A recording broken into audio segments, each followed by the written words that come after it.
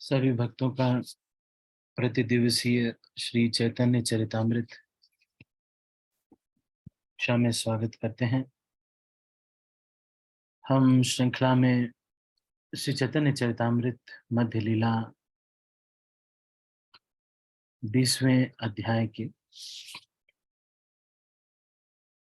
सनातन गोस्वामी और श्री चैतन्य महाप्रभु के बीच में जो वार्तालाप है उसकी चर्चा कर रहे हैं और इस श्रृंखला में पढ़ते हुए हम 355वें प्यार तक पहुंच गए हैं।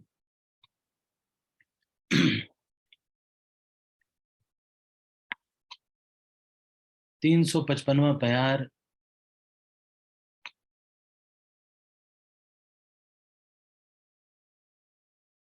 अनीता माता हरे जी। कृष्ण।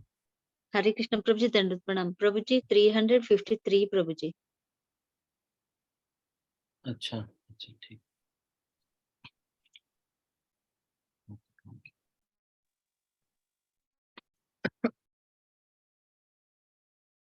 तो दो श्लोक पहले से हम दो प्यार पहले से हम इसको पढ़ लेते हैं।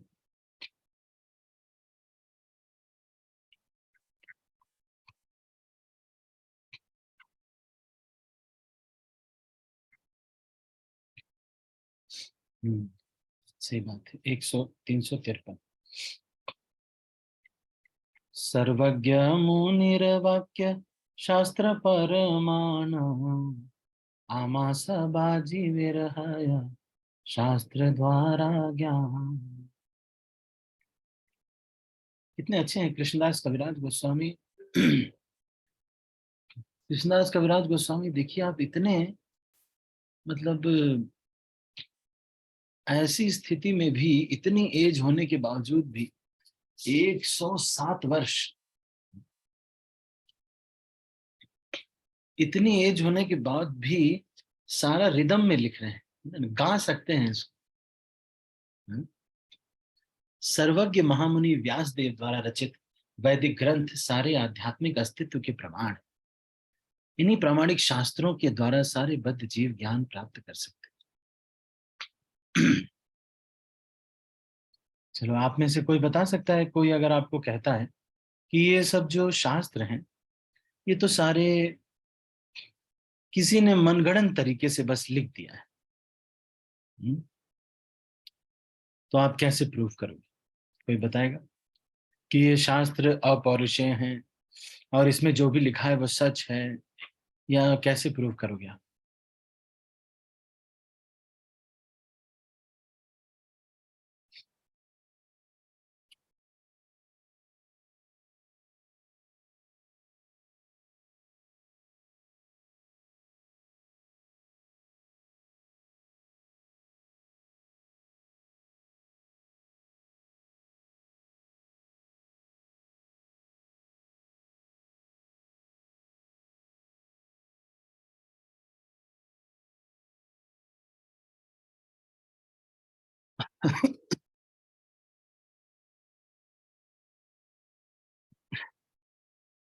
वनमाली चैतन्य प्रभु।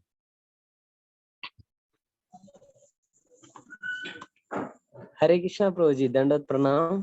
धन्यवाद, प्रणाम प्रभु जी। हाँ जी, बताइए।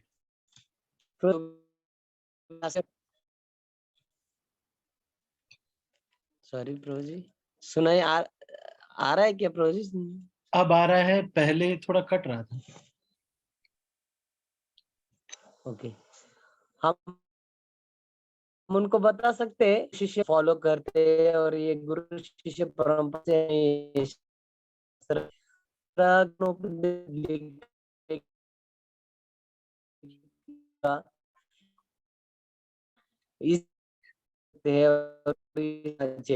आप लोग को सुनाई दे रहा है? मेहुल प्रभु, आपको ये सुनाई दे रहा है? कि जो उनका ये है, समझ में नहीं आ रहा ना? वनमाली चैतन्य प्रभु, ये मेहुल प्रभु, चारू गोपी माता जी, संतिनी राधा माता जी, कुछ सुनाई नहीं दे रहा ना? ये कट रहा है प्रभु जी।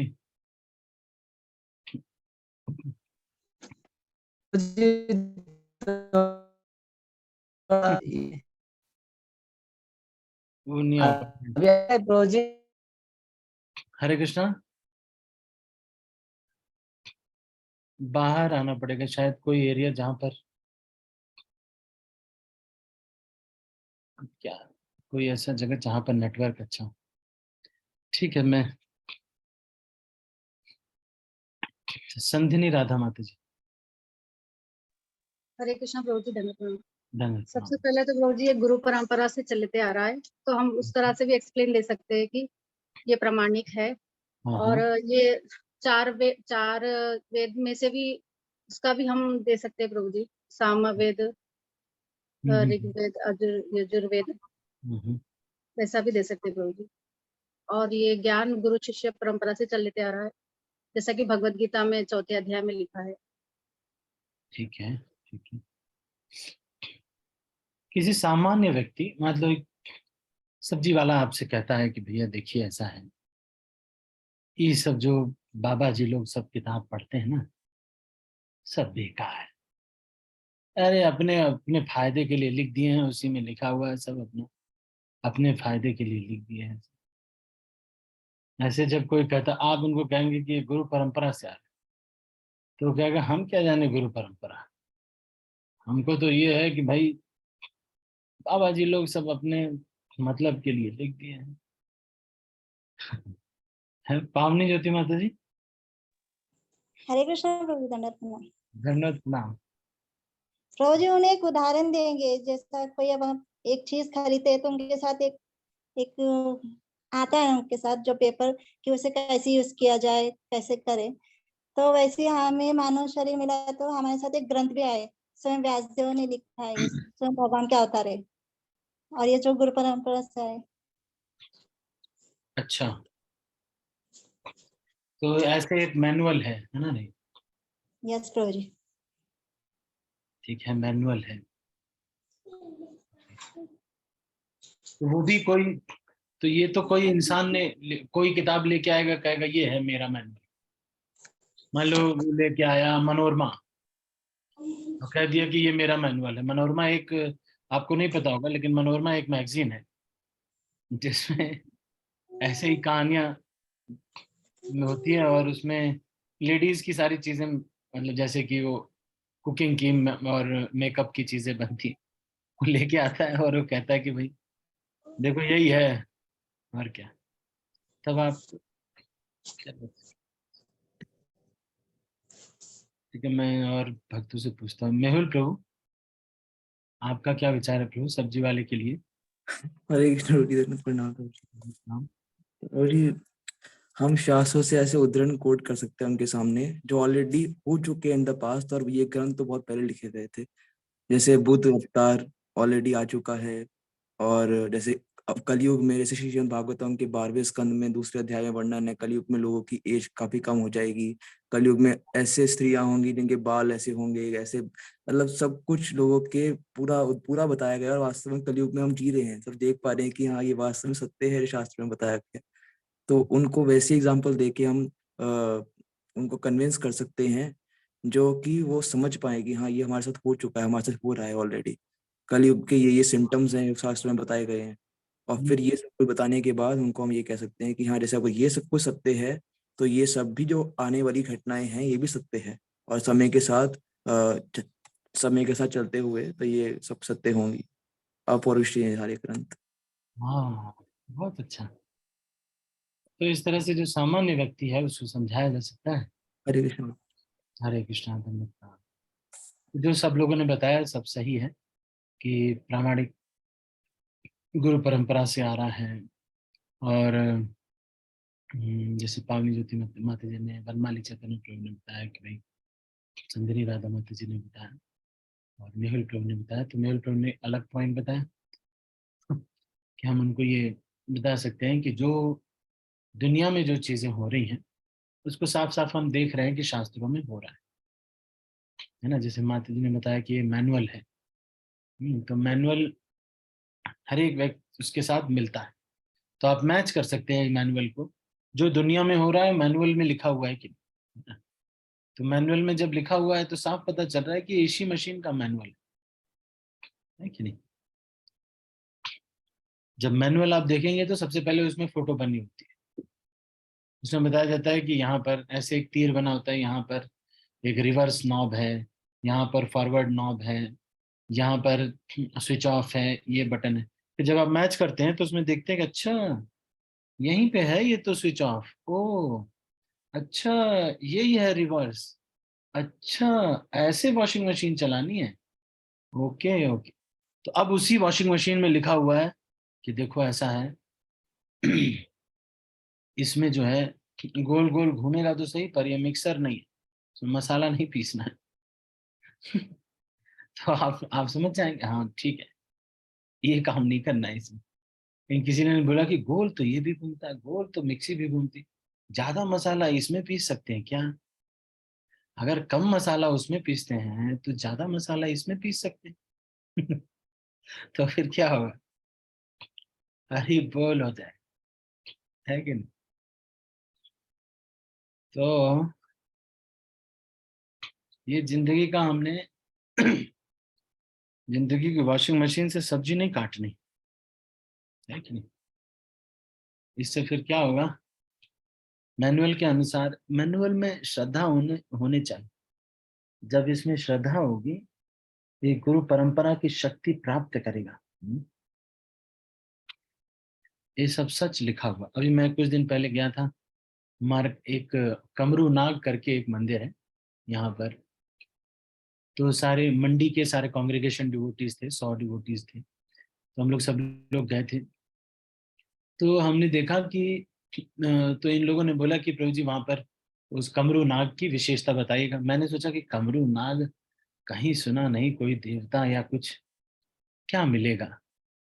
जब लेकिन मैंने मार्कंडेय पुराण, वायु पुराण इनको पढ़ा तो इसमें मुझे पता चला कि इसके कमरू नाग के बारे में लिखा हुआ है। जो बर्बरीक हैं उनके सर को वहां पर राजस्थान में रखा गया, और उसके जो कमर वाला पार्ट है उसको यहाँ पर रखा गया, तो इसीलिए वो कमरू नाग है। देखिए, मतलब शास्त्रों में जो लाइव आपको मंदिर दिख रहे हैं वो शास्त्रों में लिखे हुए हैं सारे। साफ पता चलता है कि ये जो है ये सारी किताबें सत्य हैं। राम जी ने पुल बनाया और राम सेतु भी मिलता है। सब लोग गए थे रामेश्वरम। इससे पता चलता है कि हम ये जो ग्रंथ हैं ये सच हैं, ये सारे ग्रंथ। अगर इन ग्रंथों को हम विश्वास नहीं करेंगे तो पूरी तरह से विश्वास नहीं होता है, तभी तो देखो हम गलत काम करते हैं।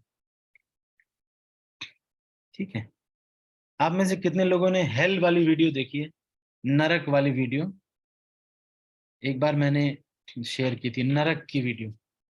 जो एक व्यक्ति होता है वो नरक जाता रहता है, उसको नरक ले जाया जाता रहता है, वहां पे कैसे कैसे यातना दी जाती, देखिए आपने? हेल एनिमेशन नहीं देखी?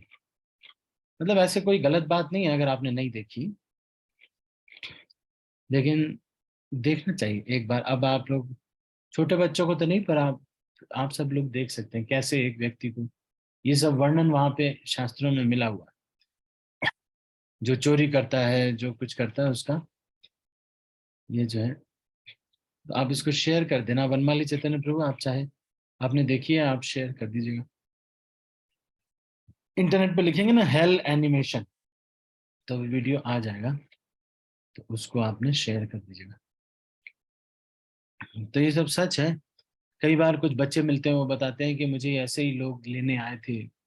एक दुबई की लड़की थी, वो बता रही थी कि मरने वाली थी पर बच गई, तो उसको ऐसे ही लोग शायद छोड़ दिया उसको यमदूतों ने। तो बता रही थी कि ऐसे 3 लोग आए थे मुझे लेने के लिए, यमदूत लोग जो है, ये 3 लोग आए थे मुझे लेने के लिए, बिटिया बता रही है। हम्म।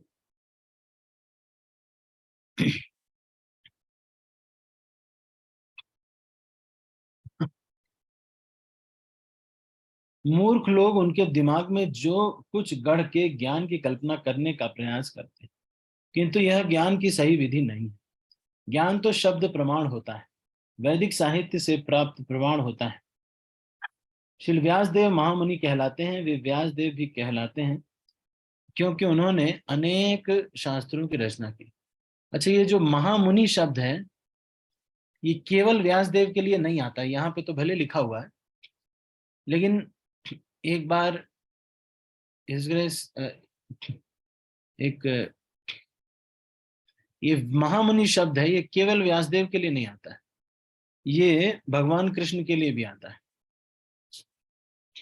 उन्होंने अनेक शास्त्रों की रचना की है। उन्होंने वेदों के 4 विभाग किए, साम, ऋग, यजुर तथा अथर्व। उन्होंने वेदों का विस्तार 18 पुराणों में किया है और वैदिक ज्ञान का सार वेदांत सूत्र में दिया है। उन्होंने महाभारत की भी रचना की, जिसमें पंचम वेद, जिसे पंचम वेद कहा जाता है, महाभारत में ही भगवत गीता निहित है, इसलिए भगवत गीता भी वैदिक ग्रंथ स्मृति है। तो श्रील प्रभुपाद यहाँ पर भगवत गीता को जो है स्मृति मान रहे हैं, लेकिन भगवत गीता जो है श्रुति के अंदर, स्मृति के अंदर श्रुति है, क्योंकि बोली गई है स्वयं भगवान के द्वारा। कुछ वैदिक ग्रंथ श्रुति कहलाते हैं और कुछ स्मृति कहलाते हैं। श्री रूप गोस्वामी भक्ति रसामृत सिंधु 1-2-101, तो आपको ये नंबर के साथ ये याद करने का प्रयास करना चाहिए, क्योंकि भक्ति शास्त्री इत्यादि कोर्स में आपको ये लिखने को आता है। श्रुति स्मृति पुराणादि पंचरात्रिं विधिं विना एकांत किर हरिर्भक्तिर उत्पाता यैव कल्पते। शास्त्रों, श्रुति स्मृति पुराण आदि का निर्देश किए बिना मनुष्य का आध्यात्मिक कार्य समाज को केवल विचलित करने वाला है। क्योंकि लोगों को रोकने वाला न कोई राजा है न सरकार, इसलिए आध्यात्मिक ज्ञान के मामले में समाज में विषम स्थिति उत्पन्न हो चुकी है। इस विषम स्थिति का लाभ उठाते हुए अनेक धूर्त प्रकट हो गए हैं, जो अपने आप को ईश्वर का अवतार घोषित करते हैं। फलस्वरूप सारे लोग पापमय कार्यों में यथा अवैध संबद्ध, नशा, जुआ खेलने तथा मांसाहार में लिप्त रहते हैं। ऐसे अनेक पापियों में से अनेक तथाकथित ईश्वर के अवतार प्रकट हो रहे हैं। यह अत्यंत शोचनीय स्थिति है, विशेषतया भारत में। तो भारत में ये स्थिति हो गई है, सब लोग अपने को भगवान कहते हैं।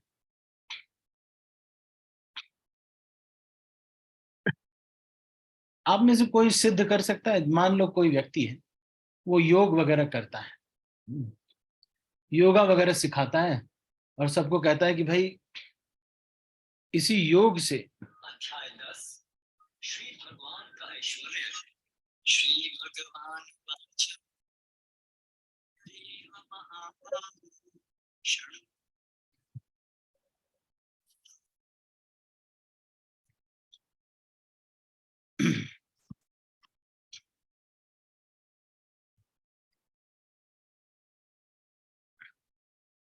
सॉरी है।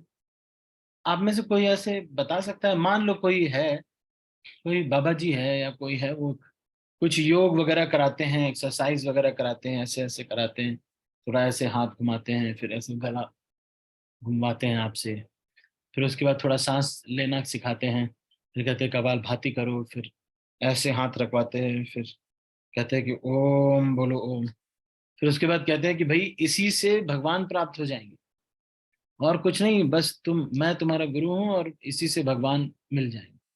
तो आप उनको क्या बोलेंगे? बताओ, आप कैसे प्रूव करेंगे कि ये इससे भगवान नहीं मिलेंगे? इससे स्वस्थ जीवन मिलेगा लेकिन भगवान नहीं मिलेंगे इससे। कैसे आप इनको सिद्ध कर सकते हो? देखते हैं कौन है अच्छा बच्चा।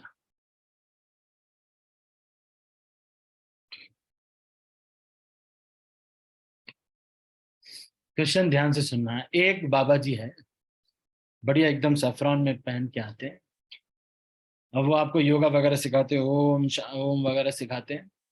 लास्ट में कभी कभी थोड़ा सा बोल देते हैं कि एक भगवान का गाना सुन लो, तो अच्युतम के बस ये गाना हो गया, बस हो गया भगवान, बस और कुछ भगवान के बारे में नहीं करना है।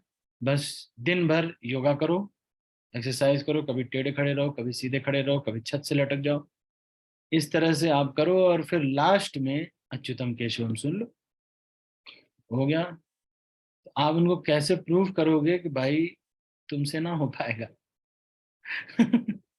आप उनको कैसे प्रूव करोगे कि ऐसे भगवत प्राप्ति नहीं हो सकती? क्या कहोगे आप उनको?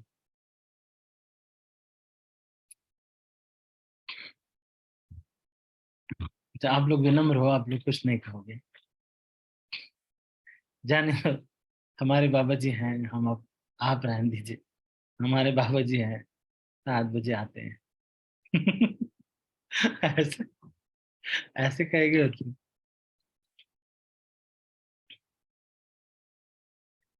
हम्म, कोई भी नहीं, थोड़ा ट्राई तो करो आप लोग, ट्राई तो करने में क्या नहीं।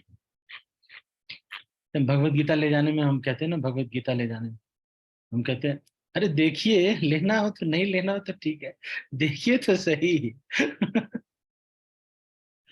चलो, संदिनी राधा माता जी। हरे कृष्ण प्रभु जी। प्रभु जी, सबसे पहला तो ज्यादा सर यही सुनने में आता है कि भगवान जैसा पर्वत उठाए अपनी 7 वर्ष की आयु में, तो आप भी उठा के देखिए अपने आप को, जब भगवान कहते हैं तो ये तो बहुत अच्छा एग्जाम्पल दे सकते हैं। और नहीं भगवान नहीं, नरसिंह देव। वो क्वेश्चन नहीं, अच्छा। क्वेश्चन ये है, वो अपने को भगवान तो नहीं कह रहे, लेकिन वो कह रहे हैं कि भाई देखो, जो ये मैं प्रोसेस बता रहा हूँ, हाथ हिलाना, हाथ सांस लेना, यही थोड़ा सा करके, और उसमें बस एक अच्युतम केशवम भजन जोड़ देंगे, इससे भगवान मिल जाए। आप उसमें उनको डिस्प्रूव करना है आपको कि भाई देखो, इस तरह से नहीं हो पाएगा। तो जी भगवत गीता में ये भी बताया कि ना सबसे श्रेष्ठ तो भक्ति योग है। हम्म, ठीक है, तो फिर तो हम लोग भक्ति योग करके भगवान को प्राप्त कर सकते हैं। ये मतलब योग क्या योग शक्ति से हम कुछ भी प्राप्त नहीं कर सकते भगवान तक। अच्छा, ठीक है, ठीक है, चलो। माता जी ने ये बताया कि भाई योग से हम प्राप्त, भगवत गीता में लिखा हुआ है। और आप बाबा जी भगवत गीता तो पढ़े होंगे, भगवत गीता में लिखा हुआ है कि भक्ति से भगवान प्राप्त होते हैं, योगा करने से नहीं आते। ठीक है मेहुल प्रभु, आप क्या कहोगे ऐसे बाबा जी को? हरे कृष्ण, बड़ी दंडवत प्रणाम। दंडवत प्रणाम। हाँ जी, क्या कुछ गलत हो तो मैं प्रयास करूंगा प्रभु जी। प्रभु जी, पहले तो विनम्रता के साथ ही कहेंगे जो भी कहेंगे, मतलब कुछ जैसे समझाने के पर्पज से नहीं है, जो भी कहेंगे उनको ऐसे। हाँ प्रभु हाँ। जी, जैसे माता जी के पॉइंट में थोड़ा सा ऐड करना चाहूंगा। रोटी माता जी ने बताया भक्ति योग के बारे में, तो पहले रोटी योग का अर्थ समझना पड़ेगा कि योग का मतलब ये नहीं है व्यायाम या फिर ये तपस्या, ये सब को, ये योग का वास्तविक अर्थ नहीं है। योग की जो हमने प्रभुपाद जी ये योग का मतलब बताते हैं, वह आत्मा का परमात्मा के विषय में ज्ञान वास्तव में होता है, उनके पास जाना और जानना कि वास्तव में हम भगवान के अंश हैं। इस तरह से अगर योग ये करेंगे तो वास्तव में योग का जो मतलब है वो उस पहले समझना होगा। ये हाथ हिलाना, एक्सरसाइज करना, ये सिर्फ एक्सरसाइज में ही आता है, योग में नहीं आता। व्यायाम अलग है और योग जो है ये अलग बताया गया है थोड़ा, तो ये समझ आया था प्रभु जी। और प्रभु जी, जैसे अगर वो हमें इस तरह से सिखा रहे हैं तो ऑब्वियसली उनको दृष्टिगोचर होंगे भगवान, तभी हमको सिखा रहे हैं, ऐसी पद्धति बता रहे हैं। तो उनसे इस तरह के हम प्रमाण ले सकते हैं कि अगर आपने इस तरह से हमें सिखा रहे हैं तो आपने तो भगवान का साक्षात दर्शन किया होगा। आपने दर्शन किया है तो भगवान के गुणों के बारे में या भगवान के विषय में थोड़ा सा और बताइए गहनतम।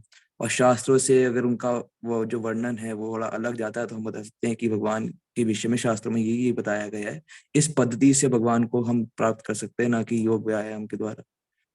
फिर खाली विनम्र भाव से रहकर कि हम आपका जो भी तरीका है बताने का वो सही है, पर शास्त्रों में इस तरह से बताया गया है और हम डिसअप्रूव नहीं कर रहे हैं, बस खाली एक उसके करेक्ट वे को फॉलो करना ही समझदारी है, जैसा बताया गया है गुरु परंपरा द्वारा।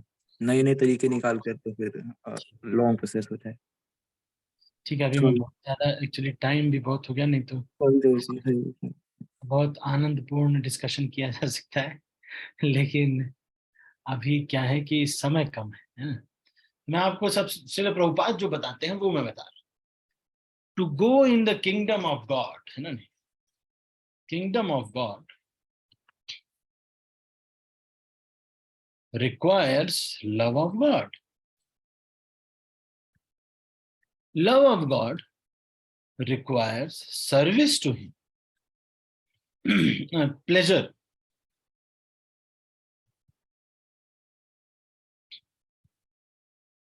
Pleasure of God. Pleasure of God requires service to Him.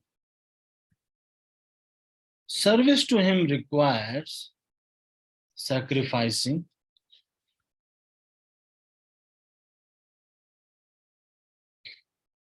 mind, body, actions, money, resources,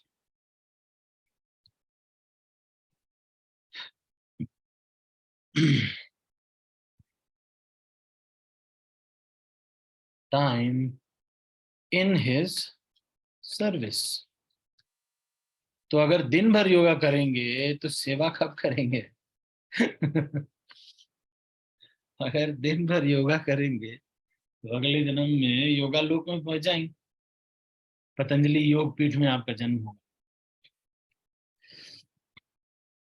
तो भगवान के धाम जाने के लिए उनसे प्रेम होना आवश्यक है।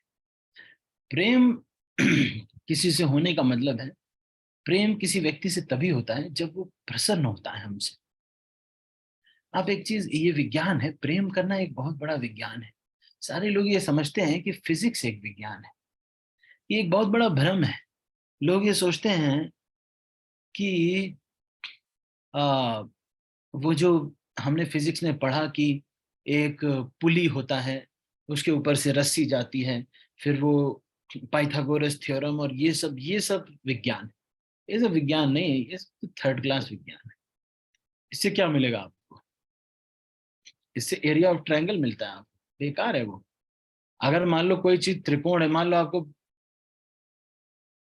ब्रेड पकौड़ा बनाना है, पाइथागोरस थ्योरम लगाओगे कि पहले काट के छानना है कि नहीं? कोई यूज ही नहीं पाइथागोरस थ्योरम। आप मान लो पाइथागोरस थ्योरम आपने पढ़ लिया है कि नहीं? नॉर्मल लाइफ में अगर आपको चंद्रमा वगैरह पे नहीं जाना हो, अगर वैसे भी कैजुअली कोई जा तो रहा नहीं, ऐसे तो नहीं कि चलो भाई अब परिवार का प्लान बन गया है, थोड़ा मंगल ग्रह पे चलते हैं। अगर आपको ऐसे जाना नहीं है, मशीन वो भी आप नॉर्मली तो आपको अगर मंगल ग्रह जाएंगे भी तो कोई गाड़ी वाड़ी होगी या कुछ होगा, उससे जाएंगे। सोचने वाली बात यह है कि प्रेम करना एक विज्ञान है, किसी को प्रसन्न करना एक विज्ञान है, सेवा कैसे करनी है ये साइंस है। ये समझना चाहिए। जिस पत्नी को अपने पति को प्रसन्न करना आता है वो आराम से मंगल ग्रह पे जा सकती है। और अगर पत्नी प्रसन्न नहीं कर पाती पति को, या पति पत्नी को प्रसन्न करना नहीं आता, तो इस धरती पे रहना दुश्वार हो जाएगा। आप समझ रहे हैं? Love is a science, we should learn how to love. अपने को सैक्रिफाइस करके, अपने शरीर को पीछे रख करके दूसरे की जो जरूरतें हैं या उसके जो मन में चल रहा है उसको समझ करके उसके अनुसार कार्य करना, ये प्रेम है। निज दुख विघ्न आदि ना करे विचार। प्रगाढ़ प्रेमेर यही तो आचार, मतलब प्रगाढ़ प्रेम का यही आचार है। क्या है वो? निज दुख विघ्न आदि ना करे विचार। ये एक दिल में बैठ जाना कि अपने दुख और अपने विघ्न का विचार में वैष्णवों से, गुरु से, इनसे नहीं करूंगा। जैसे ही वो कुछ कहेंगे उनके मन को समझ के, अच्छा इनके मन में ये चल रहा होगा, अच्छा ये वहां से जाएंगे तो यहाँ पे इनको प्रसाद चाहिए होगा, अच्छा यहाँ से ऐसे, इनके मन को समझ करके खुद से ही हमको बोलना चाहिए कि माता जी ऐसे मैं कर दूं क्या, ये कर दूं, ये कर दूं आपके लिए, ये कर दूं। इसको कहते हैं प्रसन्न करने का विज्ञान समझना चाहिए। ये कार्य अनपढ़ व्यक्ति भी कर सकता है कि नहीं? ये विज्ञान अगर सीख लेंगे तो आइंस्टीन वगैरह से आगे निकल जाएंगे। इसलिए love is a real science. तो अब देखो यहाँ पर मैं जो आपको बता रहा हूँ, ये चीज किसी भी आध्यात्मिक रास्ते को टेस्ट करना है आपको, तो सबसे पहला चीज है you want to go to kingdom of God. Kingdom of God requires love of God, love of God requires pleasure of God, pleasure of God requires service to him, and उनको उनकी सेवा करनी पड़ेगी। अगर आपको मान लो कोई बाबा जी आते हैं, वो बोलते हैं कि मेरी सेवा करो, मुझे प्रणाम करो, मुझे नमस्कार करो, तो इसमें प्रॉब्लम है। अगर वो भगवान के प्रतिनिधि हैं तो उसलिए हम करते हैं, पर वो ऐसा नहीं चाहेंगे कि ये हो। वो तो जो प्रामाणिक गुरु है वही ऐसा कर सकता है। तो कोई ये कह सकता है कि हमारी संस्था में हम लोगों को कंबल बंटवाते हैं, ये करते हैं, वो करते हैं, खाना बंटवाते हैं, लेकिन उससे भगवान प्राप्त नहीं होते। भगवान तभी प्राप्त होते हैं जब भगवान से प्रेम होता है। भगवान से प्रेम होता है जब भगवान प्रसन्न होते हैं। भगवान को प्रसन्न करने के लिए उनकी सेवा करनी पड़ेगी। उनकी सेवा करने के लिए सैक्रिफाइस करना पड़ता है, मन को, बुद्धि, शरीर को, अपने कार्यों को, पैसे को, समय को उनकी सेवा में। तो अगर हम सारा समय दिन भर योगा करते रहेंगे तो फिर हम भगवान वाला कार्य अगर नहीं करेंगे तो हम भगवत धाम नहीं जाएंगे। इसलिए जो भी ऐसे कोई गुरुजी हैं जो कि दिन भर योगा करवाते हैं, कभी कपालभाति करवा रहे हैं तो कभी भस्त्रिका करवा रहे हैं, फिर भस्त्रिका के आजकल गुरुजी लोग क्या करते हैं, भस्त्रिका के स्टाइल चेंज कर देते हैं, वही बाबा रामदेव जी का कॉपी करेंगे, उसके बाद अपना एक नया बना देंगे कि हमारा भस्त्रिका ऐसे होगा। अब जैसे बाबा रामदेव ने बताया कि भाई ऐसे करना है भस्त्रिका, तो उन्होंने कहा कि हम जब भस्त्रिका करेंगे तो आप जब सांस अंदर लेंगे तो सर पे ऐसे मारना है, जब सांस छोड़ेंगे तो ऐसे करना है। नया स्टाइल आ गया इनका। अरे बाबा रामदेव का कॉपीराइट को डिस्टर्ब कर रहे हैं ये लोग। देख रहे, बाबा रामदेव को बेवकूफ बना रही है। तो जब भी कोई ऐसे कोई बाबा जी लोग आ जाते हैं, या कोई आ गया वो बोलता है कि भाई देखो दुर्गा देवी की पूजा करो, हम दुर्गा देवी के बहुत सिद्ध भक्त हैं और सब लोग दुख निवारण यज्ञ करवा रहे हैं, इन सब में नहीं जाना चाहिए। दुर्गा देवी की शक्ति है। अरे भाई दुर्गा देवी खुद ही छाया कर्म सचिवा कह रहे हैं कि कर्म की जो छाया है उसकी सचिव है दुर्गा देवी, और कुछ नहीं है।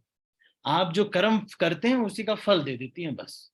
दुर्गा जी हों, जो भी देवी देवता हों, सब लोग जो आप कर्म करते हैं कुछ नहीं, वो बस उतना ही वो करती।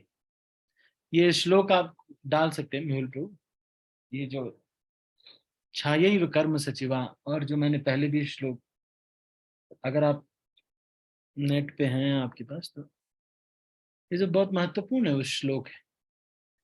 जो भी देवी देवता के बारे में अगर कुछ कहते हैं, अगर कहीं घर में आप हैं, आप बहू हैं, बाकी सब लोग नहीं मान रहे हैं, या छोटी बेटी है सब लोग नहीं मान रहे हैं, तो जो लोग वो लोग कर रहे हैं उनसे प्रणाम करके आप कर सकते हैं।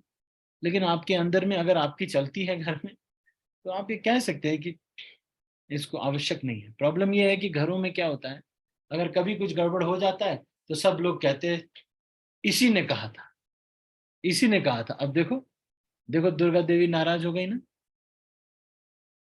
इसलिए उन लोगों को कर लेने देना चाहिए। श्रद्धा भी नहीं है उनकी तो आगे चल के आप ही को बोलेंगे। लेकिन ऐसे जितने भी बाबा जी वगैरह होते हैं उसमें फिर कोई भगवत धाम नहीं जाता। ठीक है, तो ये अत्यंत शोचनीय स्थिति है विशेषतया भारत में, कि मतलब अगर किसी भी रास्ते को आपको टेस्ट करना है तो देखो आप ये एकदम सीधा सीधा आपको बता रहा हूं मैं, कोई भी रास्ता है, कोई भी रास्ता है, how much time is being spent in service of God and how much जो है investment in and allowance of nonsense.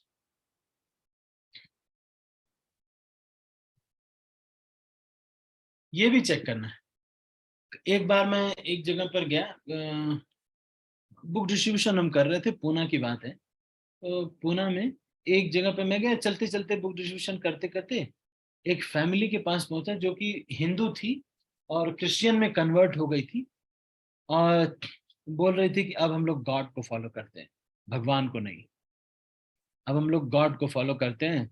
और मैंने कहा तो क्या बदल गया, कि अरे बहुत बदल गया, वो लोग पैसा भी दिए हमें और जो है एक बोरी चावल भी देते हैं, और उनका जिंदगी ऐसा बदल गया। अब उनके बैठक जो है उसमें शराब की बोतलें वगैरह रखी हुई हैं और शराब की ग्लासेस वगैरह रखी हुई, ये सब है। देखिए आप, मतलब वो बोल तो रहे हैं कि God God God, but you should drink wine and eat meat. अब ये सब करने लगे तब तो फिर नरक का सीधा ही रास्ता हो गया। मतलब जैसे लिफ्ट होती है, this is a downward lift. जैसे बच्चों का एक एक आपने देखा होगा पार्क में एक लगा होता है ना, वो बच्चों का सरकने का नहीं लगा होता है, ऊपर बैठ जाते फिर नीचे फिसल के नीचे आ जाते हैं, है ना? नहीं, तो ये जो बता दे रहे हैं आप, चिकन मटन खाना बता दे रहे हैं, शराब पीना बता दे रहे हैं, ये तो सीधा ये सांप सीढ़ी के जैसे एकदम नीचे चले जाएंगे। ये तो सीधा डायरेक्ट रोड टू हेल है। तो जो भी रास्ता अगर आध्यात्मिक रास्ता है तो उसमें क्या होना चाहिए? दो चीजें टेस्ट करना चाहिए। एक तो नॉनसेंस चीजों को उसमें अलाउंस नहीं मिलना चाहिए। जैसे कोई धर्म है उसमें ये बोल देते हैं कि भाई ये खाना है वो खाना है। भाई जब दूसरे जीव को तुम दर्द दे रहे हो, ये कैसा धर्म है तुम्हारा? ठीक है, ठीक है, तो हम लोग आगे पढ़ते हैं थोड़ा देर। ईश्वर का वास्तविक अवतार यह कभी नहीं कहता कि मैं ईश्वर हूं, मैं ईश्वर का अवतार हूं। महामुनि व्यासदेव ने यह सब जानते हुए पहले से शास्त्रों में अवतारों के लक्षण अंकित कर दिए हैं। इस श्लोक में स्पष्ट कहा गया है कि ईश्वर का सच्चा अवतार अपने आप को वास्तविक अवतार कभी नहीं कहता। शास्त्र में वर्णित लक्षणों के अनुसार ही यह जाना जा सकता है कि कौन अवतार है कौन नहीं है। भगवान का शरीर भौतिक नहीं होता, फिर भी वे अपने दिव्य शरीर में अवतार के रूप में मनुष्यों के बीच आते हैं। अतः यह समझना अत्यंत कठिन है कौन अवतार है। वे कुछ तो अपने अद्वितीय शौर्य से, कुछ उन असाधारण कार्यों से देवधारी जीवों के लिए असंभव है जाने जाते हैं कि पूर्ण पुरुषोत्तम भगवान के अवतार है। बड़े बड़े मुनि किसी वस्तु को दो लक्षणों से जान पाते हैं, स्वरूप लक्षण और तटस्थ लक्षण। आकृति, प्रकृति तथा रूप ये निजी लक्षण हैं। प्रभु के कार्यकलापों का ज्ञान तटस्थ लक्षण प्रस्तुत करता है। श्रीमद् भागवत के मंगलाचरण में व्यासदेव ने पूर्ण पुरुषोत्तम भगवान का वर्णन इन्हीं लक्षणों द्वारा किया है। जन्माद्यस्य तो अन्वयात् इतरतश्च अर्थेषु अभिज्ञः स्वराट् तेने ब्रह्म हृदय आदि कवये मुह्यन्ति यत्सूरयः तेजो वारिमृदां यथा विनिमयो यत्तत् सर्गो मृषा धाम्ना स्वेन सदा निरस्तकुहकं सत्यम परम धीमहि। हे प्रभु, हे वसुदेव पुत्र श्री कृष्ण, हे सर्वव्यापी भगवान, मैं आपको सादर नमस्कार करता हूँ। मैं भगवान श्री कृष्ण का ध्यान करता हूँ क्योंकि वे परम सत्य हैं और व्यक्त ब्रह्मांडों की उत्पत्ति, पालन तथा संहार के समस्त कारणों के आदि कारण। वे प्रत्यक्ष तथा अप्रत्यक्ष रूप से सारे प्राकट्यों से अवगत रहते हैं और वे परम स्वतंत्र हैं क्योंकि उनसे परे अन्य कोई कारण है ही नहीं। उन्होंने ही सर्वप्रथम आदि जीव ब्रह्मा जी के हृदय में वैदिक ज्ञान प्रदान किया। उन्हीं के कारण बड़े बड़े मुनि तथा देवता उसी तरह मोह में पड़ जाते हैं जिस प्रकार अग्नि में जल या जल में स्थल देखकर कोई माया के द्वारा मोहग्रस्त हो जाता है। उन्हीं के कारण ये सारे भौतिक ब्रह्मांड जो प्रकृति के तीन गुणों की प्रतिक्रिया के कारण अस्थायी रूप में प्रकट होते हैं, वास्तविक लगते हैं जबकि ये अवास्तविक होते हैं। अतः मैं उन भगवान श्री कृष्ण का ध्यान करता हूँ जो भौतिक जगत के भ्रामक रूपों से सर्वथा मुक्त अपने दिव्य धाम में निरंतर वास करते हैं। मैं उनका ध्यान करता हूँ क्योंकि वे ही परम सत्य है। यह श्लोक श्रीमद् भागवत 1:1 से लिया गया है। यह श्रीमद् भागवत को जन्माद्यस्य शब्दों के द्वारा वेदांत सूत्र से जोड़ने वाला है। इसमें बतलाया गया है कि पूर्ण पुरुषोत्तम भगवान वासुदेव भौतिक सृष्टि से परे परम सत्य है। इसे सारे आचार्यों ने स्वीकार किया है। यहाँ तक कि सर्वोच्च निर्विशेषवादी शंकराचार्य ने भगवद गीता के भाष्य में कहा है, नारायण परो अव्यक्ता। जब यह भौतिक सृष्टि महत तत्व से प्रकट नहीं हुई रहती तब अव्यक्त रहती है, और जब यह समग्र सृष्टि से प्रदर्शित होती है तो व्यक्त कहलाती है। पूर्ण पुरुषोत्तम भगवान नारायण इस व्यक्त अव्यक्त से परे हैं। जब पूर्ण पुरुषोत्तम भगवान कोई विशेष अवतार धारण करते हैं तो यही उनका प्रधान गुण होता है।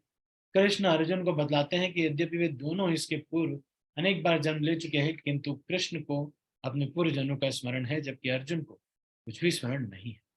चूंकि कृष्ण इस विराट सृष्टि से परे हैं, अतएव उन्हें भूतकाल की सारी बातें स्मरण है। इस विराट सृष्टि में हर एक को भौतिक शरीर मिला होता है, किंतु कृष्ण भौतिक सृष्टि से परे होने के कारण उनका शरीर सदैव आध्यात्मिक होता है। उन्होंने ब्रह्मा के हृदय में वैदिक ज्ञान प्रदान किया। यद्यपि ब्रह्मा इस ब्रह्मांड के भीतर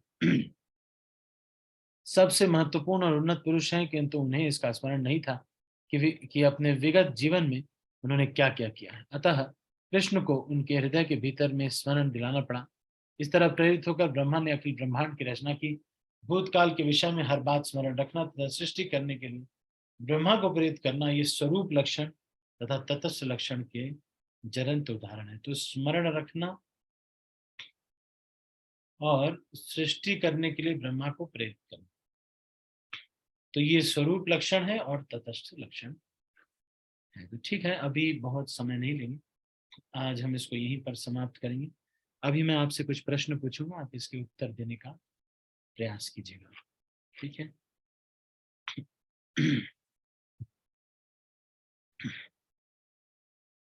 पहला सवाल,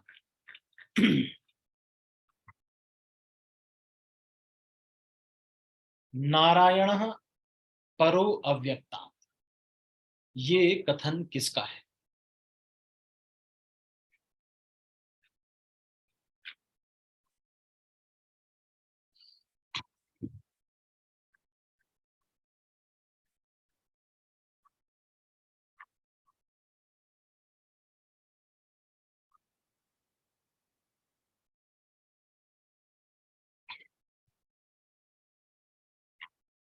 अनीता माता जी। हरे कृष्ण प्रभु जी, दंडवत प्रणाम। शंकराचार्य जी। आदि शंकराचार्य का है। बहुत अच्छा, वेरी गुड।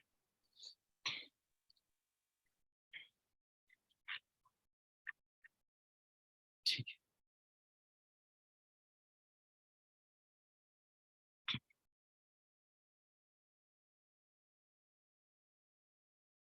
तो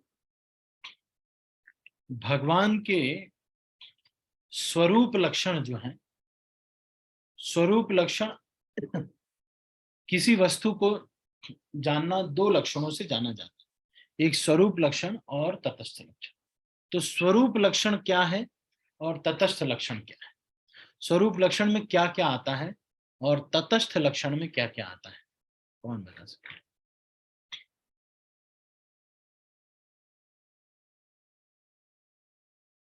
चारू गोपी माता जी।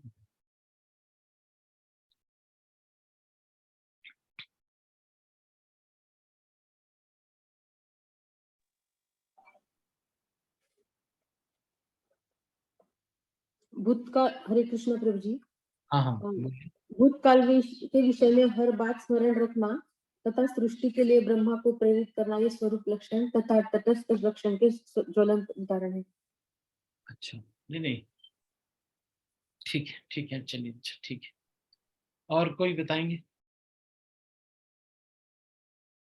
स्वरूप लक्षण क्या होता है और तटस्थ लक्षण में क्या क्या?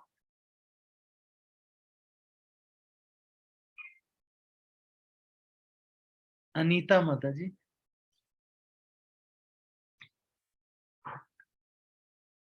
अनीता कमल माता जी। अच्छा, आपने पहले का हैंड रेज है आपका? हरे कृष्ण प्रभु जी, दंडवत प्रणाम। हाँ प्रभु जी। अच्छा ठीक है। पावनी ज्योति माता जी। हरे कृष्णा प्रभु जी। धन्यवाद प्रणाम। तो जी स्वरूप लक्षण में आकृति प्रकृति निजी लक्षण है प्रभु जी। हाँ, और तटस्थ में प्रभु के कार्यकलाप, ये तटस्थ लक्षण है। हाँ, तो आकृति या शारीरिक लक्षण, प्रकृति या उसका स्वभाव और उसका रूप, ये जो है निजी लक्षण है या स्वरूप लक्षण है। और कार्यकलापों का जो ज्ञान है वो जो है तटस्थ लक्षण।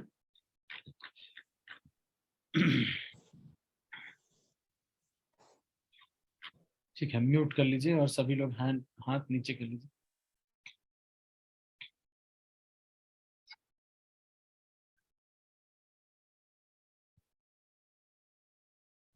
ठीक है, अगला प्रश्न,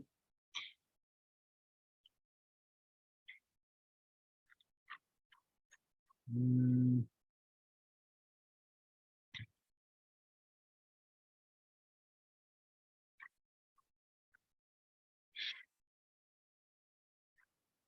कोई यदि अवतार है तो उसका वर्णन कहाँ दिया होना चाहिए? अगर कोई अवतार है तो उसको कहाँ पर उसका वर्णन मिलना चाहिए?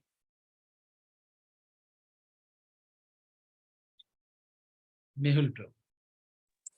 हरे कृष्ण बड़ी दंडवत प्रणाम। दंडवत प्रणाम। पूरी शास्त्रों में उद्दित होगा अगर वो कोई अवतार होगा, क्या क्या गुण होने चाहिए सब शास्त्रों में?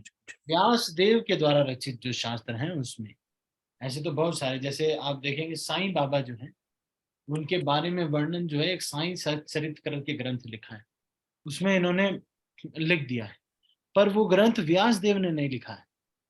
तो अब उसकी हम उसको ये नहीं कह सकते कि ये वैदिक ग्रंथ है कि नहीं? तो उसमें ये लिखा हुआ है कि एक व्यक्ति आया, बड़ी दूर से चल के आया, बड़ा थका प्यासा सा था। फिर उसके बाद चलते चलते चलते चलते जैसे ही वो शिरडी पहुंचा, और वो गणेश जी का भक्त था, जैसे ही वो शिरडी पहुंचा उसने साईं बाबा को देखा, देखा कि साईं बाबा को सूंड निकली हुई है और साईं बाबा बिल्कुल गणेश जी के जैसे लग रहे हैं। बस उसको विश्वास हो गया कि यही भगवान है, और उसके बाद वो एकदम भक्त बन गया साईं बाबा का। और उसके बाद वहां जा करके फिर इलाहाबाद गया, वहां जा करके बिजनेस करने लगा। बिजनेस में उसको इतना फायदा हुआ कि बाद में वो विधायक तक बन गया। और उसके बाद तो ये सब जो है उसमें लिखा होगा, आप समझ रहे हैं? दिस इज व्हाट, मतलब how a person grieve materially because of Sai Baba, which is a wrong philosophy. अगर कोई भगवान का दर्शन करके आ जाएगा तो वहीं रुक जाएगा, दुनिया फिर उसको पसंद नहीं आएगी। जो भगवान का दर्शन इतना आसान नहीं होता है। जिसको इस तरह से भगवान का दर्शन हो जाता है। एक बार एक व्यक्ति मुझे पंजाब में मिला, नहीं पंजाब से वो आए थे, वो हैदराबाद में आए थे, तो वो मुझे बोलने लगे। मैंने कहा कि ठीक है आपका डिवाइस अभी होगा, नए नए वो थे, तो डिवाइस करने उन्होंने कहा कि प्रभु जी कल मैं जब सिगरेट पी के लौट रहा था ना, मैंने देखा एक खटिया है, उस खटिया पे साईं बाबा लेटे हुए, मुझे साक्षात दर्शन दिए साईं बाबा ने सिगरेट पीने के बाद। अब इसलिए मैं एक सिगरेट जरूर पीता हूँ, क्योंकि सिगरेट पीने के बाद मुझे साईं बाबा के दर्शन होते। अब इतने बड़े टेररिस्ट व्यक्ति को साईं बाबा अगर भगवान होंगे तब तो नहीं दर्शन देंगे। है कि नहीं?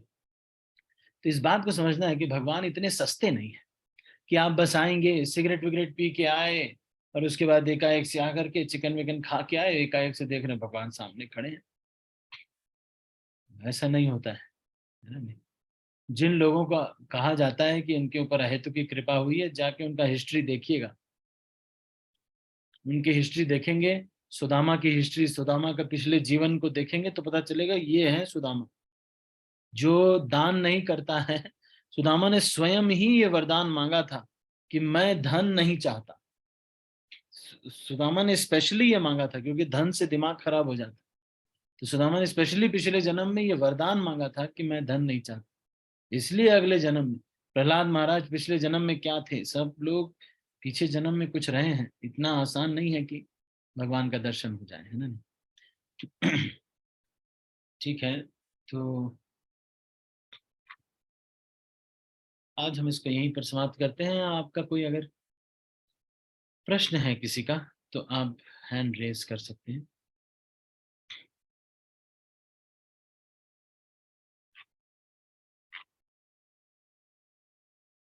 संधिनी राधा माता जी। हरे कृष्णा प्रभु जी, धन्यवाद। धन्यवाद। प्रभु जी ऐसा तो शादियों का सीजन है प्रभु जी, शादी में जा रहे आ रहे तो वो लोग पूछ रहे हैं कि आप लोग इतना भक्ति कर रहे तो उससे क्या प्राप्त हो रहा। और दूसरा एक क्वेश्चन वेराइटी था प्रभु जी कि आप लोगों को कुछ मिरेकल्स हो रहा है क्या, तो ऐसे टाइम पे क्या आंसर करना चाहिए प्रभु जी?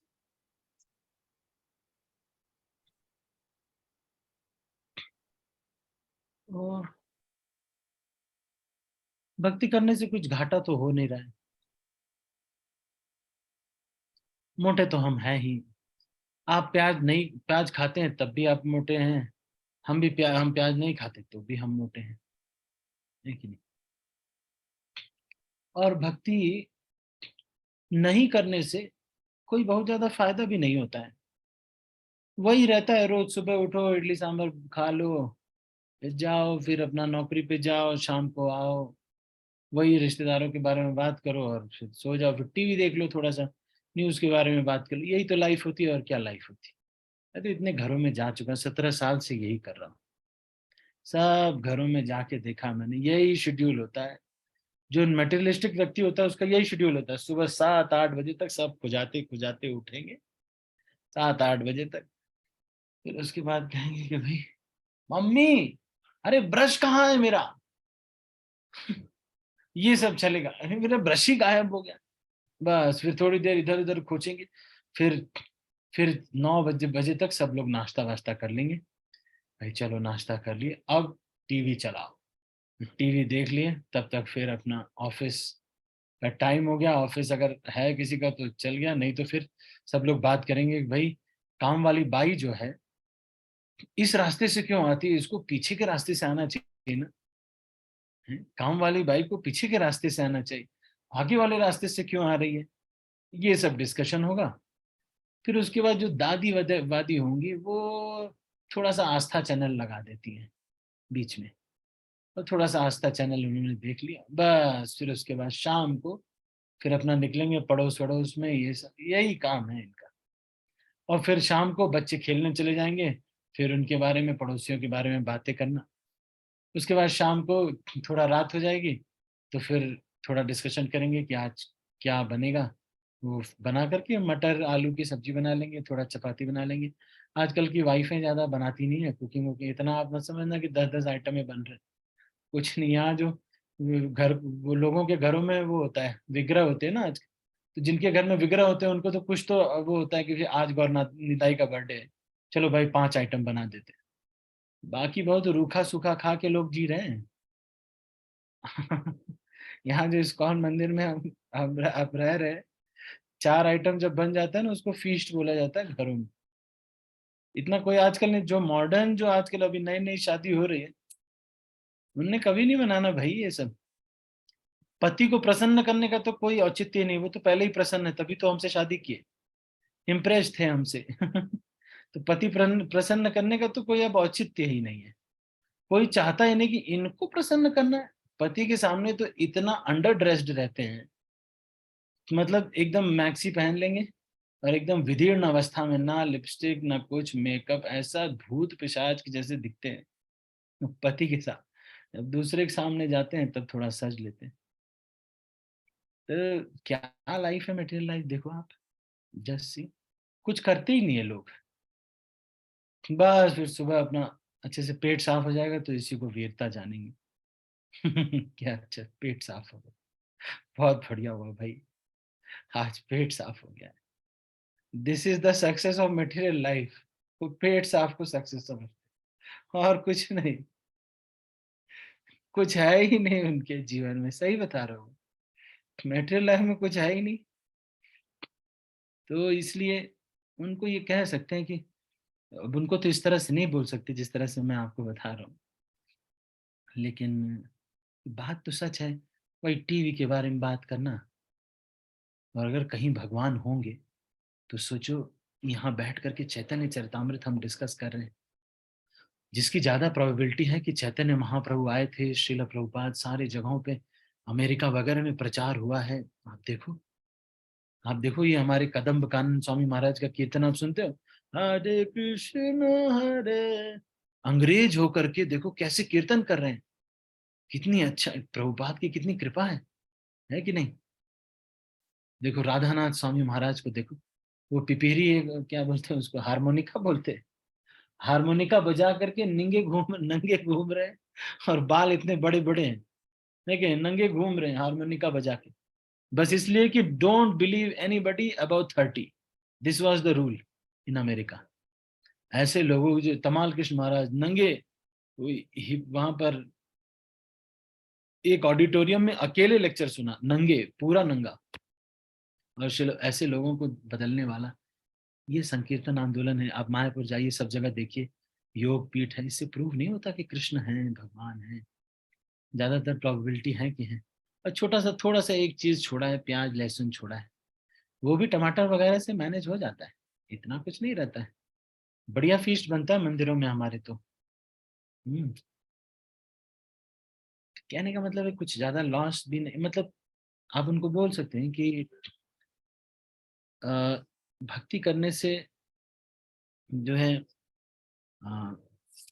मन की शांति मिलती है। और जब हम ये देखते हैं कि जो हम सामान्य जीवन जी रहे थे उसमें तो हमारे कोई बहुत बदलाव आया नहीं है, वही है। प्रभु जी कंपनी जाते हैं, नौकरी से आते हैं, बस उसमें भगवान जुड़ गए हैं। और इससे भगवान की सेवा करने से भौतिक जीवन में भी बहुत सारा फायदा होता है, बहुत सारे कर्म कटते हैं। लेकिन उनको इस तरह से दिखेगा नहीं, इसलिए उनको इतना ज्यादा नहीं कह सकते। उनको जिसको श्रद्धा नहीं है तो बहुत ज्यादा एक्सप्लेन नहीं कर सकते, बस ये कह सकते हैं कि ऐसा कुछ नहीं, हमारा रुचि है भगवान में इसलिए हम करते हैं, तो हमारा इंटरेस्ट है। और आप लोग भी आइए, अच्छा लगता है। बस इस तरह से जो कह सकते हैं, फिर जब उनका रुचि होता है तब उनको बता सकते हैं कि हाँ कर्मों का फल कटता है। अब हम थोड़ी अपने तरफ से नहीं कहते कि कर्म कट रहा है, लेकिन शास्त्र ये कहता है कि भक्ति का कार्य करने पर कर्म कटता है। अगर ये दुनिया ईश्वर ने बनाई है तो उसका भजन करने से कर्म कटेगा, क्यों नहीं कटेगा? दुनिया तो ईश्वर ने बनाई है तो कर्म कटेगा क्यों नहीं? उसी ने तो ये शास्त्र लिखे हैं। वो कह रहा है कि इससे कर्म कटता है तो कटता है। तो आप उनको तो ज्यादा नहीं कह सकते, उनको तो बस ये कि हमारा थोड़ा रुचि है और हमारे गुरुजी हैं और जैसा भी बताते हैं वैसा हम करते हैं। और बाकी जो है अगर चमत्कार नहीं भी होता है तो भी तो ये जीवन में कोई घाटा तो हमारा हो नहीं रहा है। अगर कोई चमत्कार नहीं हो रहा है, ऐसा तो नहीं हो गया 4 माला बढ़ा दिए कार्तिक में, सैलरी में 5,000 कम हो, ऐसा तो होगा नहीं। क्या कुछ कमी तो हुई नहीं, इतना कार्तिक आपने किया, कोई कमी तो हुई नहीं है। भोग लगाने में भी भगवान इतना संकोच करते हैं कि अगर खा लिया तो लोग कल से भोग नहीं लगाएंगे, इसलिए भगवान बस देख के चले जाते हैं, भैया सिस्टम बस देखने वाला है, भक्तों से ज्यादा आशा नहीं करते भगवान। सोचो भगवान कितने लो लेवल पे हैं, जान रहे हैं कि अगर एक लड्डू कम हुआ नहीं, कई बार मंदिर में जाते हैं चढ़ा देते हैं, पुजारी कई बार 2-3 लड्डू उठा लेते, इस्कॉन मंदिर वाले तो पूरा रख लेते हैं, बाकी जगह की बात मैं बता रहा हूँ। वो तो कहते हैं ये तो भगवान का है भाई। अगर आप कहेंगे उनको इस्कॉन मंदिर में, अगर आप कहेंगे तब तो वो पूरा वापस कर देंगे, भाई ये प्रसाद प्रभु जी हमको बांटना है, तब तो ठीक है, तब वो नहीं लेंगे। लेकिन अगर आपने चढ़ा दिया तो बस रख देंगे वो तो। कहने का मतलब ये है कि कोई घाटा तो हुआ नहीं। तो और इसमें भगवान है, मन को शांति है कि ईश्वर का आश्रय है। और कहीं अगर भगवान होंगे तो इन सब चीजों से प्रसन्न होंगे, है ना? तो उनके लिए तो बहुत ज्यादा आप नहीं कह सकते, बस ये कह सकते हैं कि हमारी रुचि है इसमें, आध्यात्मिक चीजों में, तो हम करते हैं। आप देखिए अच्छा लगता है अगर आपको तो आप भी आइए। और उनको लॉजिक अगर बताने लगेंगे तो वो, क्योंकि अभी नेस्के कैफे का कॉफी पी के आए होंगे, तो वो जब लॉजिक आप बताएंगे तो उसको काटने के लिए नया लॉजिक वो देंगे। अगर आपने कह दिया कि देखो हमें मन की शांति मिलती, कहाँ आपको मन की शांति मिली है? 12 फीट जमीन आपकी वहां पे ले रहे हैं, आप तो लड़ रहे थे। फिर उसके बाद आप अगर वो बोल देंगे कि थोड़ा गुस्सा कम आता है, तो है झूठ बोल रहे हैं, अभी तो अपनी बिटिया को मार रहे थे आप। झूठ बोल रहे हैं। तो इसलिए लॉजिक देंगे वो बहुत सारे। फिर आप कहोगे कि हाँ ये बात तो सही है आपकी, कुछ फायदा तो हुआ नहीं। अगर उनको ये कह देंगे कि हमारी रुचि है आध्यात्मिक, थोड़ा हम लोग शुरू से ही रुचि मन में थी, वो भी तो रुचि से बहुत सारा कुछ खेलते हैं। किसी ने खेला बोला उनको टेबल टेनिस खेलने के लिए, और खेलते तो हैं। दारू पीने के लिए तो कोई आया नहीं था इंट्रोडक्शन देने के लिए कि देखिए दारू है बड़ी अच्छी चीज है, इससे आप नाली में गिरने लगेंगे, तो कोई बताने भी नहीं आता, फिर भी वो अपना पीते हैं, उनका रुचि है दारू में, है कि नहीं। उसी तरह से हम भी कह सकते, बहुत सारे कार्य मूवीज में आजकल लोग नहीं, देखो वी फॉलो मैनचेस्टर यूनाइटेड, क्यों फॉलो कर रहे हो मालूम नहीं, because they are directly going to naraka loka, so we are following them so that we also directly enter into naraka loka. तो यही है, आजकल लोग नहीं फुटबॉल को फॉलो करते हैं, हम उनसे पूछो कि क्रिकेट क्यों देखते हैं आप, तो इंटरेस्ट है उनका, है ना नहीं, 2-2 घंटे 3-3 घंटे देख रहे हैं। तो वैसे ही आप भी का तो रुचि है हमारा, अगर वो समझने में वो रखते हैं तब उनको बता सकते हैं भक्ति करने से ये होता है, ये होता है। और हाँ, मेन लॉजिक तो यही है कि भाई देखो कोई घाटा तो है नहीं, है ना नहीं, बस एक प्याज का घाटा हो रहा है बस, वो भी तो कभी कभी महंगा ही हो जाता है, आजकल मान लो सस्ता हो गया है, वो तो कभी कभी 100-150 रुपए किलो हो जाता, थोड़े पैसे भी बच जाते। ठीक है ना, समझी नहीं रहा हाँ प्रभु जी, बहुत अच्छा संदर्भ दिया। मैं भी यही बताई थी कि हमको रुचि बहुत है, इंटरेस्ट बहुत है भगवान की सेवा में करने, तो वो बता रहे थे कि भाभी मैं भी आऊंगी आपके घर पे, आप जैसे एग्जैक्ट बताए कि कैसा करते हैं। तो लोगों का दिल बदलने का सबसे बढ़िया तरीका है प्रेम, है ना नहीं। अगर कोई आपसे प्रेम करता है तो आपकी सब चीजों से प्रेम करेगा, है ना। बस उनसे उनको मतलब आपकी बुराइयों से भी प्रेम करेगा। अगर आप मान लो सिगरेट पीने लगे ना, उनको लगे कितना अच्छा माता जी सिगरेट पीती है, अरे इतना अच्छा सिगरेट तो कोई नहीं पीता, इतना अच्छा सिगरेट पीती है माता जी, एक ही ब्रांड का पीती है देखो, और कोई ब्रांड नहीं पीती, यही बस विल्स ब्रांड का, कितनी अच्छी है देखो। सच में मैं बता रहा, अगर आपसे उनको प्रेम हो जाए तो सब दुर्गुण माफ हो जाता है। प्रेम इतना बड़ा विज्ञान है, इसलिए मैं बोलता हूँ फिजिक्स से बड़ा विज्ञान है ये प्रेम, करना सीखना आना चाहिए, है ना। अगर आप भी उनसे प्रेम करेंगे ना, आप जहर बोलेंगे रोज खाओ तो डेली दवा के जैसे खाएंगे। प्रेम ऐसी चीज है कि नहीं। प्रेम आप बस उनको प्रेम दीजिए, ये सब चीजों पे ज्यादा मतलब जिरह मत करिए उनसे ज्यादा।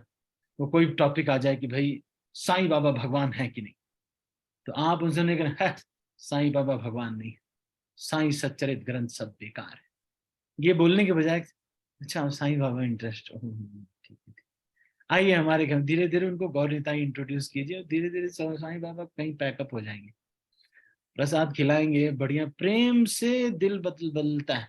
आंसर देने से कभी दिल नहीं बदलता है, हारने से कोई हार जाएगा, कोई आपको कुछ नहीं, वो हराना नहीं है, किसी से भी जीतना है ही नहीं, चुपके चुपके हौले हौले उनका दिल बदल देना है कि नहीं। वो हमारे संग में जाएंगे धीरे धीरे बदल जाएंगे। लेकिन अगर आप उनको हरा देंगे, वो लॉजिक कुछ बोलते हैं कि अरे प्याज लहसुन आप क्यों नहीं खाती, एक्चुअली थोड़ा सा बस यही रहता है मेरा, अच्छा नहीं लगता है, वैसे कह दिया उन टाल दिए उनको, अब वो क्या बोले बस अच्छा नहीं लगता, ठीक। अगर आपने ये बोल दिया कि प्याज लहसुन तमोगुणी होता है, अब उनको तो मालूम नहीं क्या होता है सतोगुणी तमोगुणी, वो बोलेंगे तमोगुणी होता है तो और क्या, बैगन क्या होता है, बैगन सतोगुणी होता है, अच्छा तो फिर ये बताओ इडली क्या होता है, इडली रजोगुणी होता है। तो ऐसे करके वो डिवाइड भी करा लेंगे, उसके बाद कहेंगे अच्छा ठीक है पता चल गया हमें, बाय बाय। ऐसे लोगों को ज्यादा उत्तर न दे करके टाल करके इनको प्रेम से धीरे धीरे, ठीक है माता जी, ओके, बहुत लंबा हो गया, हरे कृष्ण धन्यवाद। अनीता माता जी। हरे कृष्ण प्रभु जी, दंडवत प्रणाम प्रभु जी। मेरी मम्मी है ना, वो साईं बाबा को बहुत मानती है प्रभु जी। आप मत और मानना, उनको मानने दीजिए। नहीं नहीं, मैं उनको समझा नहीं पा रही हूँ प्रभु जी कि अभी जब यहाँ थी तो फिर वो माला भी कर रही है, माला भी कर रही है, लेकिन वो साई चरित्र छोड़ रही नहीं। हर वक्त साईं बाबा साईं बाबा साईं बाबा, हर वक्त वहां पे जाए, वो मंदिर में कुछ, वो साईं बाबा के मंदिर में दान देगी, हर जगह पे देगी, लेकिन माला कर रही है प्रभु जी, माला 16 माला कर रही है। तो ठीक है 16 माला करवाइए, और साईं बाबा धीरे धीरे चले जाएंगे, साईं बाबा उनको कहीं भक्तों के संग में अगर वो चले जाएं तो थोड़ा साईं बाबा छूट जाएंगे, है ना? जी प्रभु जी, तो ओके। कहीं भक्तों के संग में ले जाएंगे, वहां लेक्चर्स वगैरह सुनेंगे, थोड़ा छूटने में बल मिलेगा। बाकी अच्छा काम तो वो कर ही रही हैं, 16 माला कर रही हैं, श्रीमद् भागवतम वगैरह पढ़ रही अगर हैं, और तो धार्मिक ग्रंथ वो कर रही हैं, तो धीरे धीरे सब हो जाएगा। नहीं प्रभु जी, भागवतम नहीं पढ़ती है, लेकिन भगवत गीता पढ़ रही है प्रभु जी। वो भी थोड़ा सा मैं भी वो कह रही हूँ ना, फोर्स करती हूँ, तो हाँ फिर भगवत गीता पढ़ रही है प्रभु जी रेगुलर। हाँ ठीक है, तो धीरे धीरे फिर भगवत गीता पढ़ने से भी थोड़ा, एक्चुअली लोग ऐसे पढ़ते नहीं ना, तो माताएं जो पढ़ती हैं भगवत गीता, उनका ये लगता है कि भाई हर दिन एक श्लोक पढ़ना है, तो बस पढ़, उन्हें समझ में नहीं आता क्या पढ़ रही है। They are not doing it for understanding and applying in life. They are doing it as a duty. I am a spiritual person, so I should, मतलब क्योंकि मैं आध्यात्मिक हूँ इसलिए मुझे कुछ तो पूजा पाठ करना ही है। उसमें से एक ये भी है कि ये गीता पढ़नी, तो इसलिए वो पढ़ती हैं, उनको समझ में नहीं आता क्या कर रही हैं। इसलिए जब कोई उनको झकझोर करके बोलेगा ना, कोई बताएगा कि भाई ये नहीं है, ये एक अफगानिस्तान का मुसलमान था, वो आया था, ऐसे ऐसे एक वेश्या से संग किया, ये बेटा उत्पन्न हो गया, फिर उसके बाद ऐसे ऐसे हुआ है, तो फिर वो थोड़ा बताएंगे तो फिर वो थोड़ा क्लियर होगा उनको, है ना। नहीं, जी जी प्रभु एक और भी तरीका है कि ये जो प्रैक्टिसेस है, स्पिरिचुअल प्रैक्टिसेस, वो बहुत बढ़ जाएंगी, बहुत एंगेजमेंट अगर रथ यात्रा वगैरह में बढ़ जाता है, हर चीज में सेवाओं वगैरह में बढ़ जाता है, तो फिर वो भूल जाता, अरे साईं बाबा को तो आज किया ही नहीं, चलो अच्छा कुछ दिन में छूट जाएगा, अब इतना तो कर ही रही हूँ मैं, छोड़ो साईं, ऐसे भी छूट जाते साईं। ठीक है माता जी। जी जी प्रभु जी, हरे कृष्णा दंडवत प्रणाम प्रभु जी। क्या मैं लीव करूं? मेरी प्रभुपा जी लीलामृत का क्लास है। अच्छा अच्छा, ठीक है ठीक है। जी हरे कृष्णा दंडवत प्रणाम प्रभु जी, थैंक यू, धन्यवाद। मेहुल प्रभु। हरे कृष्ण जी, धन्यवाद, प्रणाम। थैंक यू सो मच प्रभु जी, इतना सोने से पहले अच्छा लेक्चर हो गया, बहुत अच्छा लेक्चर हो गया प्रभु जी, थैंक यू सो मच प्रभु जी। प्रभु जी थोड़ा सा मुझे ये पूछना था प्रभु जी, आपने तो ये बताया था कि इसमें हमको पता है 18 पुराण है, 6 तमोगुणी, 6 सतोगुणी, 6 रजोगुणी, रजोगुणी के लिए। तो प्रभु जी जैसे अगर ये सब भी व्यास जी द्वारा ही रचित हैं, तो अगर ये 6 पुराण जो हैं, जैसे सपोज तमोगुणी के हैं या रजोगुणी के हैं, इनको पढ़ के भी कोई खाली इन्हीं का पढ़कर, इनका अध्ययन करके, पालन करके कोई भगवताम जा सकता है, खाली इनका, बिना सतोगुणी जो हम पढ़ रहे हैं श्रीमद् भागवतम का अध्ययन करे बिना सब कुछ?